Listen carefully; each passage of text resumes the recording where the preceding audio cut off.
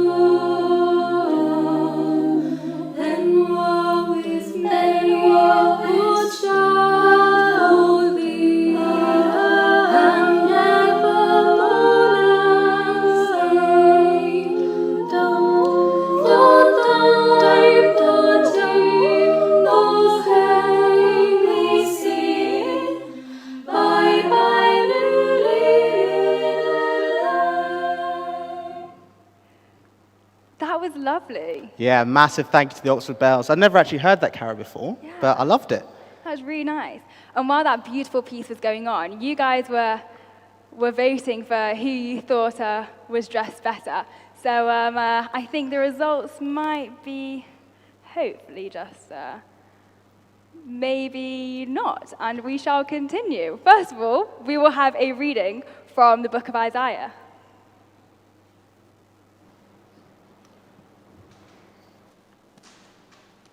Isaiah chapter 9, verses 2 to 7. The people walking in darkness have seen a great light. On those living in the land of deep darkness, a light has dawned. You have enlarged the nation and increased their joy. They rejoice before you, as people rejoice at the harvest, as warriors rejoice when dividing the plunder. For as in the day of Midian's defeat, you have shattered the yokes that burdens them, the bar across their shoulders, the rod of their oppressor. Every warrior's boot used in battle and every garment rolled in blood will be destined for burning and will be fuel for the fire. For to us a child is born, and to us a son is given, and the government will be upon his shoulders. He will be called Wonderful, Counselor, Mighty God, Everlasting Father, and Prince of Peace. Of the greatness of his government and peace there will be no end. He will reign on David's throne and over his kingdom, establishing and upholding it with justice and righteousness from that time on and forever. The zeal of the Lord Almighty will accomplish this. Thank you so much for that reading, Matt.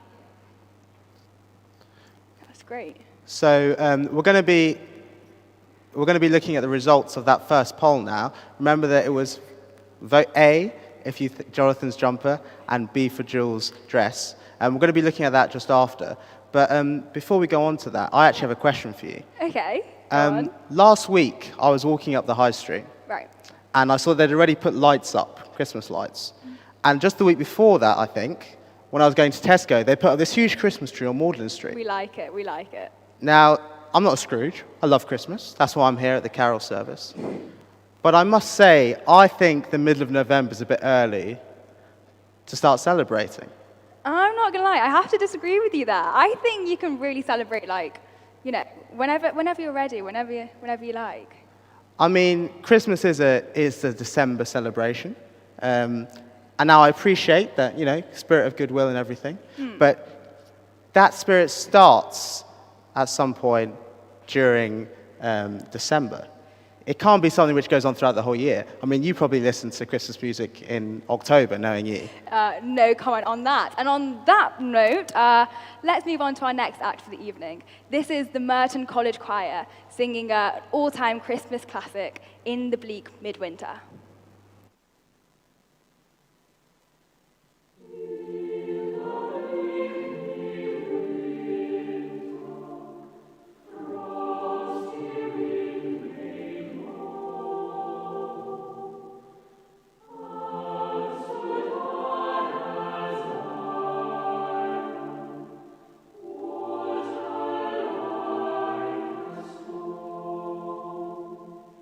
Snow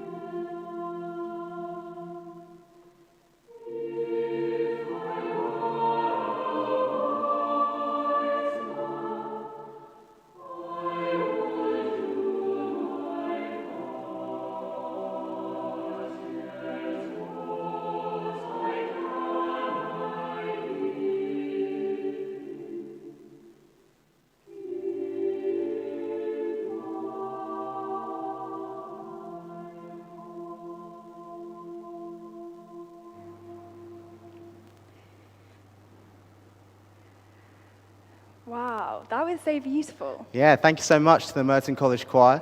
Little shout out to my college wife who made an appearance in that. Oh, what a college husband. Or he's just trying to Amazing get stuff. votes. Who knows?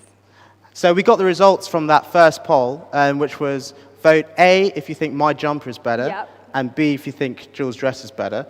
And to be honest, I'm not too pleased about the results.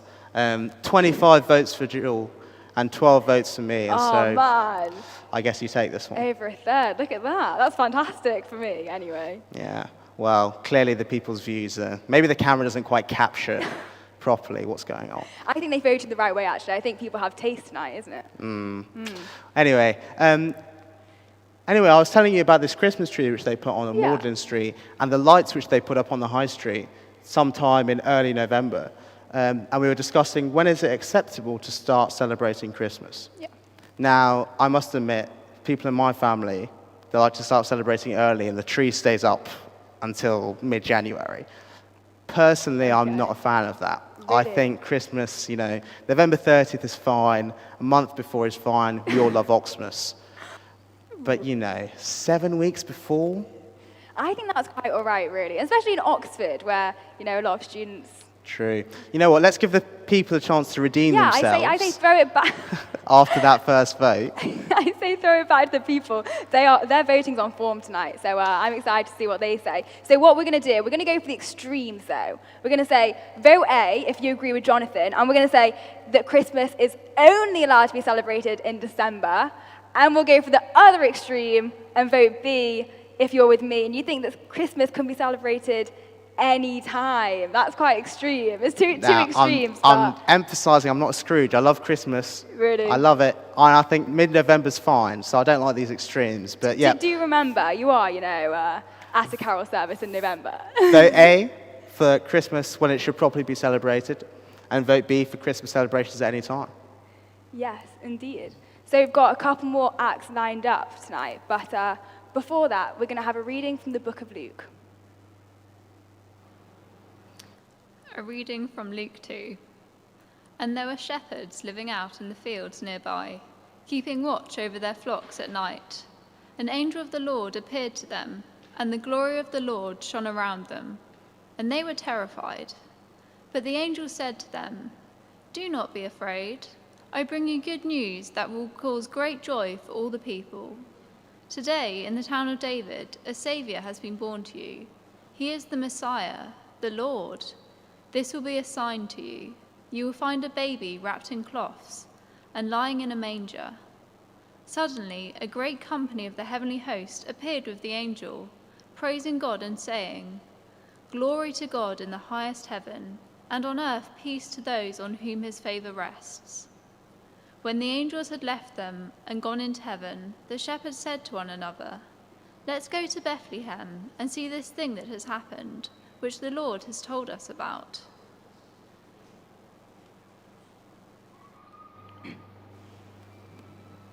Thank you so much for that reading, Deborah. Yeah, so we're actually going to look at the results of that second poll after we've met our speaker for tonight. Jonty Alcock has joined us. Hello, Jonty, can you hear us? Hello, yeah, I can hear you. Hello, Jonty. First of all, Jonty, thank you so much for coming. Who are you and what do you do? Many years ago, I was a student at Oxford, but that was a long time ago. I now live in central London. I got a wife and 3 boys, and I work for a church down in central London. Amazing. And I heard that you went to Oxford University as well. So what college were you at and what did you study? I was at Lincoln College, and I studied chemistry. But this was like 20 years ago. Amazing. And from your time studying at Oxford, what was one of your best or funniest or just weirdest memories? I've got a bunch of memories around Christmas, actually. Oxford was quite a fun place to be for Christmas. We used to kind of do mulled wine in the kettle, which worked better than baked beans. The time we did baked beans was a disaster. But mulled wine in a kettle was quite successful. And I loved all the carol services. And I remember one Christmas, it was snowing, and I was out walking, and I walked past this lamppost. It was just like the kind of Narnia lamppost, and it was magical. It was absolutely magical. The snow falling, I felt like I was in Narnia. So yeah, I loved Oxford. And then, of course, you do all this sort of stuff. You do all the carol service, and you go home, and you're all in the mood for Christmas, and it's still 4 weeks away, and everyone's kind of like, why are you so Christmassy? So yeah, lots of happy memories of Christmas, Oxford. I think every Oxford student has felt like they're in Narnia or Hogwarts at some point. Another question, what would you say is your favourite Christmas tradition? Oh, this one's easy. I love Brussels sprouts. Like, I really love Brussels sprouts. So, and I don't eat them at any other time of the year. So I love a good pile of Brussels sprouts on my plate on Christmas Day. It's a joy. Very nice. And then, most importantly, you've seen my jumper, your cathedral's dress. I was just wondering which one you thought was more impressive. Oh, you know, you put me on the spot now. This is tough. I'm going to go with, I think, both lovely. Amazing. I think that's a bit of a bottle job answer, but you know what, we'll give it to you. Smoothly out of that one. Thank you so much, John T, for being here. And we'll hear more from John T in a little while. But first of all, we have our next act, which is Phil, who will be singing an all-time favourite, Hark the Herald.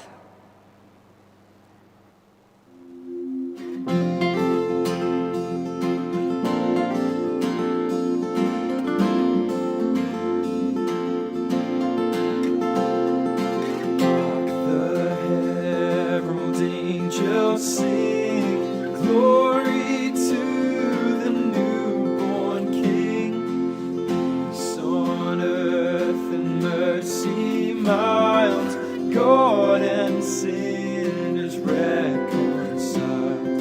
Joyful all ye nations rise, join the triumph of the skies, with angelic hosts proclaim, Christ is born in Bethlehem. Hark the herald angels sing, glory to the newborn King.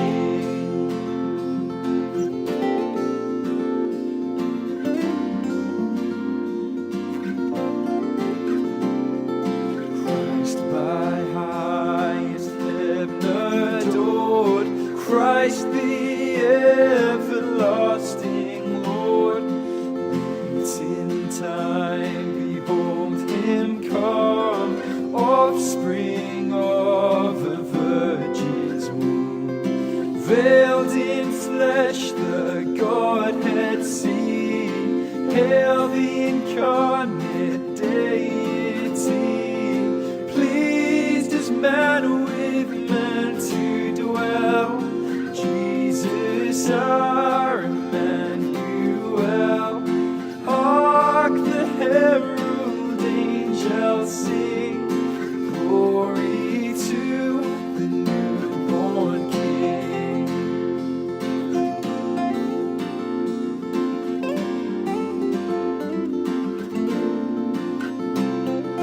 Hail the heaven-born Prince of Peace, hail the Son of Righteousness, light and life to all he brings, risen with healing in his wings.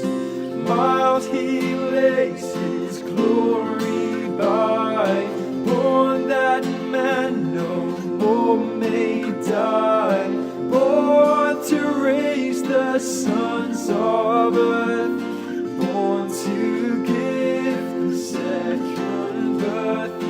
Hark the herald angels sing, glory to the newborn King.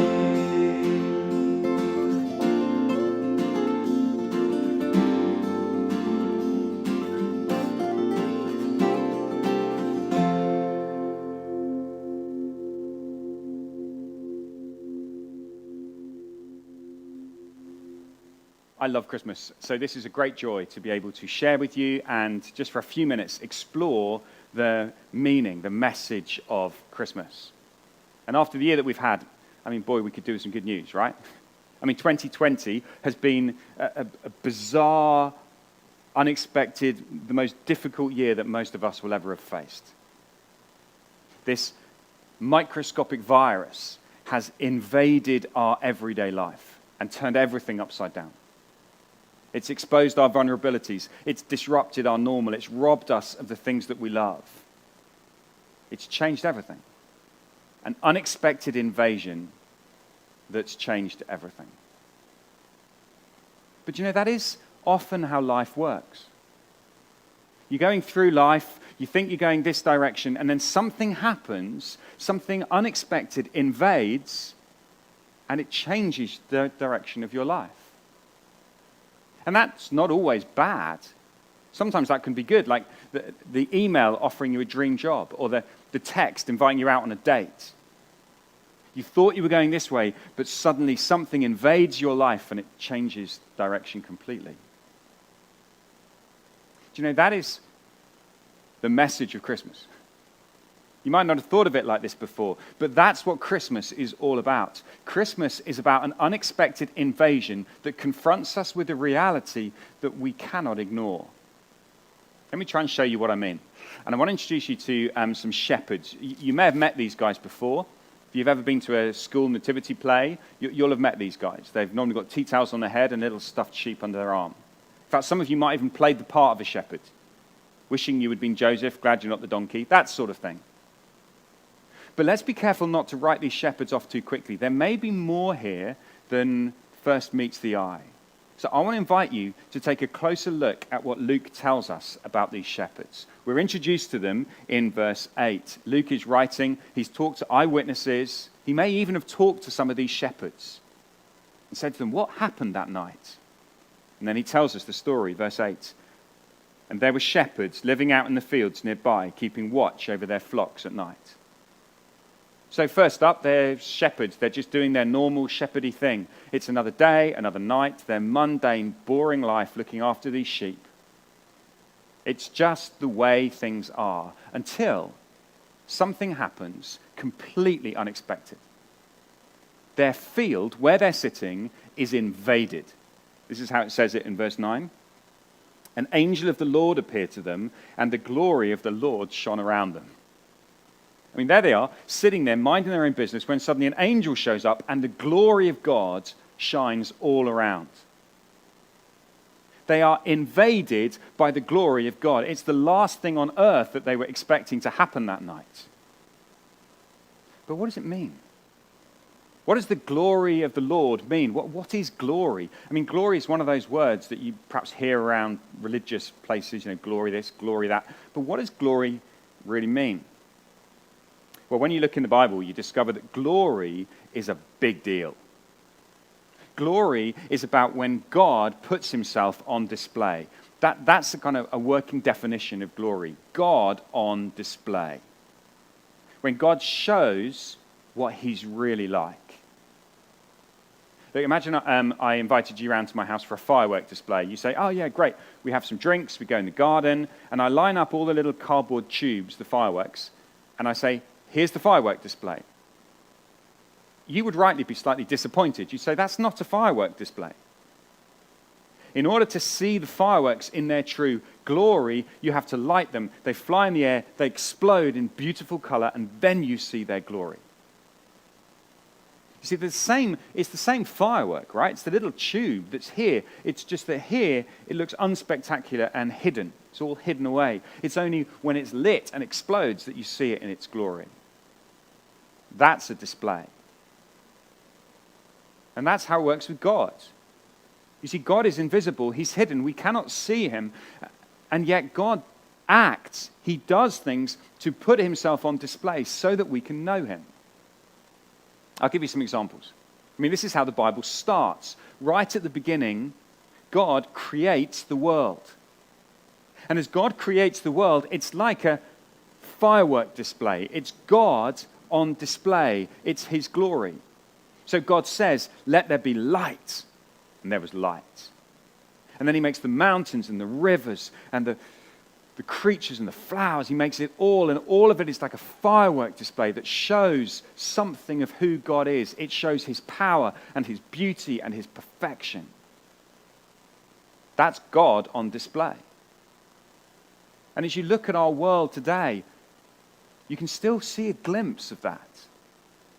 You have those moments where you stand looking at a sunset, or looking at an incredible mountain range, or a beautiful waterfall, and you have a moment of wonder where you go, this is just breathtaking.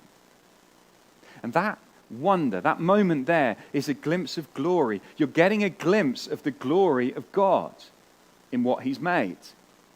It's God on display.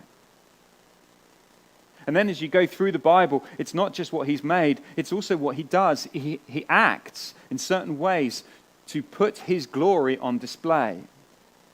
So there's a time when he parts the Red Sea so that his people can walk through safely. That is the glory of God, God on display.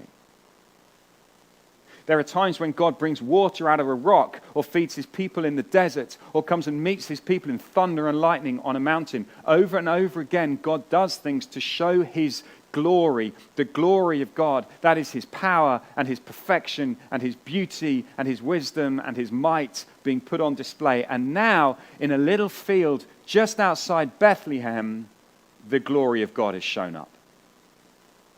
God has invaded this field, and now he's shining all around these shepherds. And they can't miss it. I mean, you don't miss the glory of God.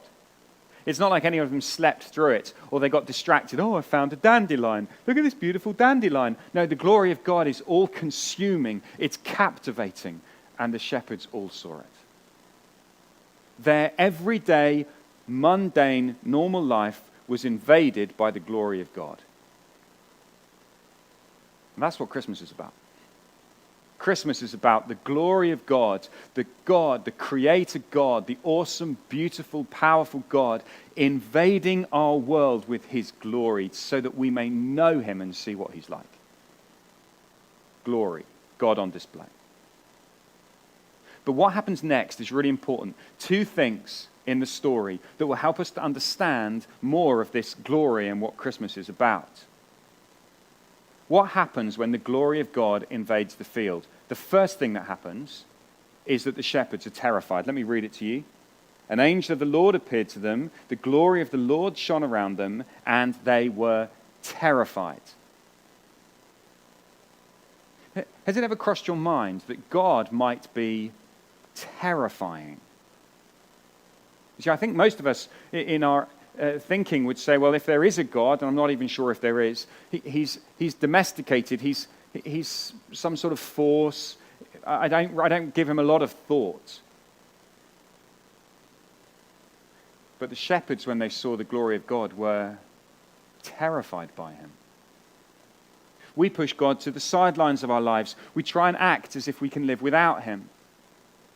In fact, we may even just pretend or imagine or think that there is no God. That may be our decision, and we write God out of our story so that we can get on with writing our own story. But the shepherds couldn't do that. Because when they were confronted with the glory of God, they were confronted with a reality that they just couldn't ignore. But why were they so terrified? Well, they were terrified because they assumed that the next thing that was going to happen was that they would die. You see, they were aware, when the glory of God showed up, they were aware that this was profoundly dangerous. They were not safe. To be in the presence of the glory of God is terrifying because it's not safe. You see, as the shepherds experienced the glory of God, they began to feel their own smallness. 5 minutes earlier, they were ignoring God. They weren't thinking about God. They were thinking about their sheep and about all the stuff of normal life. And then suddenly, when the glory of God shows up, they're aware of their own smallness. And not only their own smallness, they're also aware of their own sin, uncleanness. They're aware that they fall well short of the glory of God. And therefore, this glory of God is terrifying because it threatens to consume them. You see, we need to take this seriously. If there is a God, and if he's the God of glory, if he's the great creator who's infinitely perfect and beautiful, then in many ways that is terrifying. Because for us, who fall so far short of that, for us who do so many things that are wrong, if we get anywhere near that glory, we'll be exposed and we'll face death. At which point you might say, well, this isn't a very cheerful Christmas message. Well, let me show you the second thing that happens. Because when you understand that the glory of God is terrifying, and if we got a glimpse of the glory of God now, we would all be terrified like those shepherds were. Once you've seen that, you're ready for the second thing. And that is that the angel spoke. And the angel said, don't be afraid. So you're in the presence of the glory of God, and the angel says it is possible to be in the presence of the glory of God and not be afraid. How is that possible? This little phrase, don't be afraid, it reminds me of the phrase that dog owners have said to me countless times over the years. I have to confess, I'm not a great dog lover. And there's been a number of times when I've been in the park and an enormous dog has run towards me with its eyes fixed on me, clearly snarling, clearly wanting to rip my head off. And it's always followed by a desperate dog owner chasing after them, going, don't be afraid, don't be scared of him. And then they say the second thing. You know the second thing? He only wants to play. He's only being friendly. I'm like, he doesn't look friendly. And then they say the third thing, which is the thing that gets me most upset, which is when they say, oh, he can smell your fear. Oh, I see, so it's my fault that your dog is attacking me. Anyway, let's forget dogs for a second. Don't get me started on that. Let's come back to God. When the angel says, don't be afraid, here are the shepherds terrified. They're in the presence of the glory of God and they're terrified. And the angel says, don't be afraid. Why? Why should they not be afraid? The angel doesn't say, oh, don't be afraid. He only wants to play. Don't be afraid. He's friendly. No, the angel doesn't say that. There's another reason why they should not be afraid. And it's the message of Christmas. Listen to it. Today, in the town of David, a Savior has been born to you. Don't be afraid because a Savior has been born. A baby has been born who is born to save you. Well, to save you from what? Well, to save you from terror in the presence of the glory of God. To save you from death, the death that we deserve. You see, the baby is the reason that you need not be afraid. The baby has been born so that the glory of God might not be a place of terror and death, but might become for us a place of worship and wonder. Because of the birth of this baby, it is possible to stand in the presence of the glory of God and to not be afraid. And to find delight and joy and freedom and life in all its fullness in the presence of the glory of God. But how on earth does a baby do that? How does a baby save you from the glory of God? Well, you've got to watch the baby grow up. You've got to watch as this baby, Jesus, born in Bethlehem, laid in a manger, as he grows to become a man. And Jesus, throughout his life, is doing miracles. It's like a firework display, like a full-on mega firework display of the glory of God as Jesus heals the sick, as he feeds the hungry, as he raises the dead, as he opens the eyes of the blind, as he calms a storm. Jesus, over and over again, the fireworks are flying everywhere as the glory of God is put on display. And this Jesus, then at the end of his life, it climaxes in the moment when he goes to a cross and he dies. And as he dies on the cross, that is his supreme moment of glory. Because as this baby who grows to be the man who dies, as this man dies, the glory of God is put on display. You see God's love for you put on display. Because when Jesus dies, he takes what we deserve. So he is terrified at the cross. As he takes our sin upon himself, he's the perfect Son of God, but he takes our sin upon himself and he feels the terror that we should feel. And then he takes the death that we should face. And as he takes our terror and as he takes our death upon himself, he does it so that we might go free. So that all of our sin, all of our imperfection might be washed away, so that we might be clean, so that we might be able to stand in the glory of God and not be afraid. This is what Christmas is all about. The glory of God has invaded our world. I wonder, will you let the glory of God invade your life this Christmas? Will you discover the God who is creator, the God who's infinitely perfect and beautiful, the God who in many ways we should be terrified of, and the one before whom we deserve to die, and yet the one who through Jesus will save us so that we might enjoy his glory? Would you let the glory of God invade your life? Christmas confronts us with a reality, the glory of God, that we must not ignore. The shepherds did not ignore it in the field. Let's not be those who ignore it this Christmas. If you want to find out more, if you want to think more about this, I just suggest you read Luke's Gospel. Just go for it.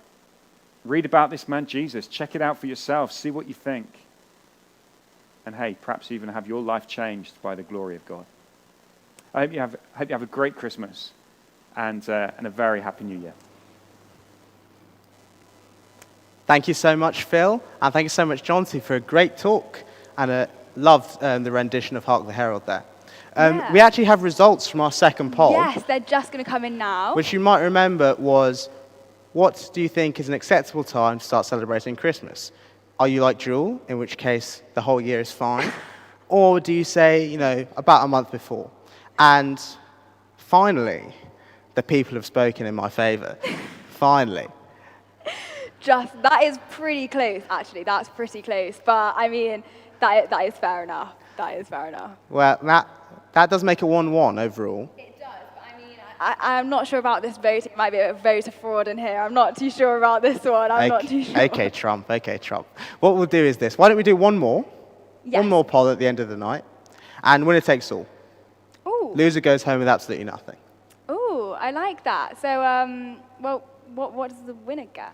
Winner gets pride, glory, and whatever prize we can come up with because, yeah. Like that. I like that. Well, why don't we give the tech team enough time to find a suitable prize? But before that, we still have another act to get through. And I must say, we've gone through some big questions today. Yeah, My jumper, your dress, big one. when celebrating Christmas. These are big questions. But actually, the truth is people have bigger questions in life. And the good news is that OICCU have a whole week dedicated to answering those questions. Yeah, they do. We all have big questions, and OICCU Events Week is a great place to explore them. Held in the middle of Hillary term, it's an opportunity to ask questions and be able to learn more about the Christian faith. Yeah, it would be great. Tech team, please roll the trailer for OICCU Events Week.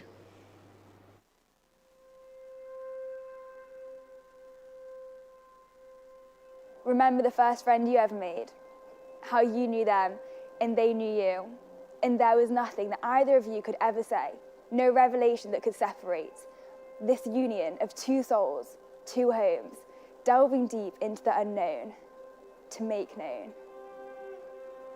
You know, it's been a while since I felt known. Like, what do you really know? And what if they really knew? What if they saw every blunder and wondered, is all this true? What if they charged down my barricades where hidden things can stay away and I can go to hide and say, I'm lonely in my hiding place? The sole inhabitant of this barren landscape, I'd trace the outline every day of my shadow if there were one. But we haven't seen light here for a while now. And sometimes I wish that I could feel like a child now. Back when there was nothing covered and nothing to be hidden. Back when fear was undiscovered and shame was still a riddle. Back when I felt fully known and yet felt fully loved, all reviewed, but nothing judged. Don't you wish to be known like that? To never wonder how long it will last? To translate the fabricated tapestry of hopefully distorted memories into the deep-set foundation of a reality? To know a love so firm that tsunamis of shame could flood the beaches of your social sphere. But these roots run deep. No storm could remove them, no wave could uproot them.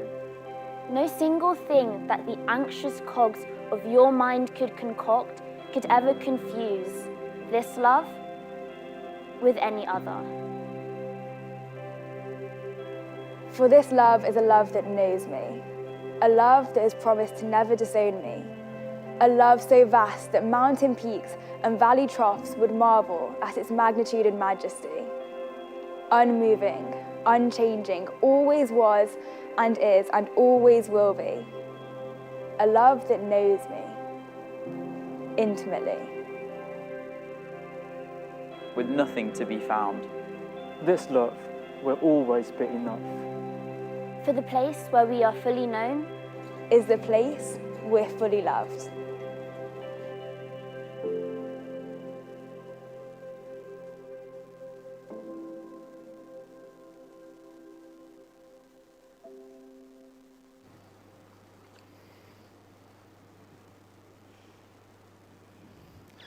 Lovely little cameo from you in there, Jill. Oh, I thank you, Johnny. Yeah, known will be on in the third week of Hilary term. Be sure to come along to hear great talks, have questions answered, and find out why it's awesome to have a God who knows us. More details will follow on the OICCU Facebook page, so be sure to check that out. Nice. Okay, so now I've done 2 polls, even Stevens, all for the winning. I feel like it's time to come up with one more, find out who's the winner, takes that prize. Okay, did you have something in mind? Yes, actually. So I've had a bit of a think. I remember you saying that you and your household were cooking Christmas dinner last night. Of sorts, yeah. Yeah, and I mean, you sound like you quite enjoyed that. I mean, me and my household, we were out decorating our tree and our rooms with all the Christmas decorations. So I was wondering, what do you prefer? Do you prefer cooking Christmas dinner, enjoying that, or do you prefer doing the decorations and all of that festive stuff? Personally, it's got to be the dinner. Right. Not because I actually enjoy cooking it, because I like eating it. That's fair, and I sort of expected, but that's good, because I much prefer... Sorry, I didn't mean that in a rude way.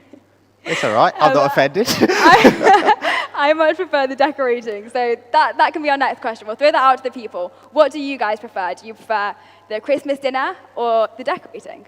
Remember, vote A for me and the Christmas dinner, the cooking and, more importantly, the eating, and vote B for Jewel for the decorating. You can vote for that during our final act. We're going to welcome back the Bells, and they're going to give their rendition of Silent Night. Heavenly, heavenly, heaven, heavenly, heavenly, heaven, heavenly, heavenly, heaven, heavenly, heavenly, heaven, heavenly, heavenly, heaven, heavenly, heavenly, heaven, heavenly, heavenly, heaven, heavenly, heavenly, heavenly, heavenly, heavenly, heavenly,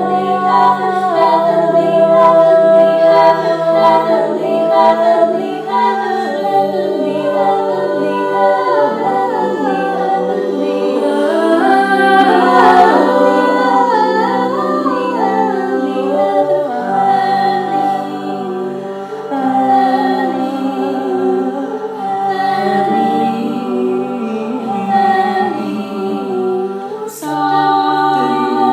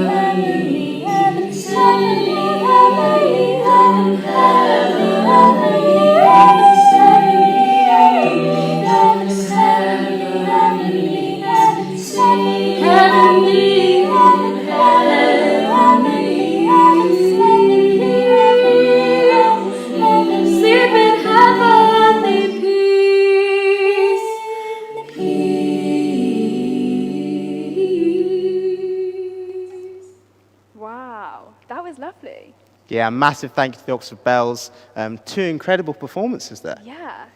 Now, you guys have been voting for We our have final indeed. poll. We're tied at 1-1. Yeah. So this one is kind of our tiebreaker. But I mean, before we actually give the results, do we have a prize yet, tech team?